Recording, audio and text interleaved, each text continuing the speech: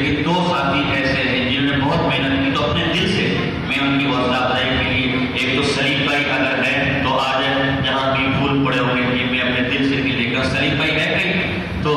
ہاں یہ دے مجھے، یہ میں ان کے لیے جو ہے ان کی حوصلہ افزائی کے لیے انہوں نے ماشی، ویسے سب نے کام کیا لیکن ان کو چونکہ ہم نے ان کی ساری ذمہ داری ان کے ذمہ لگائی تھی اور انہوں نے بڑی بآسن خوبی ذمہ داری کو پورا کیا، تو یہ میری طرف سے خصوص طور پر سلیم بھائی کے لیے اللہ کو جائے گا ماشاء اللہ کے دن کو سمجھے کہ اس کو پہلے رکھنا نہیں، اس کو پہلے رکھنا، اس کو آخر تک پہلے اس کو دیکھ کر میں خوش ہوں گا، اس کو پہلے رکھنا۔ اور دوسرے ہمارے اسراف بھائی، اللہ پاک ان کے ماموں کو بھی شفا دے، اسراف بھائی نے پورے 10 دن یہاں افطاری کی ترتیب بنا کے رکھی، باقی محلے والے بھی لاتے ہیں، لڑکوں بھی ڈیزائن کرتے ہیں، لیکن انہوں نے کہا کوئی لائے یا نہ لائے افطاری کی ترتیب میرے ذمہ ہوگی۔ اور عجیب بات ان کو تھوڑے مالی مشکلات بھی ہیں، اس کے باوجود فضائل سنیں تو انہوں نے کہا بھائی اللہ مانے گا، اللہ اسی سے برکت دے گا۔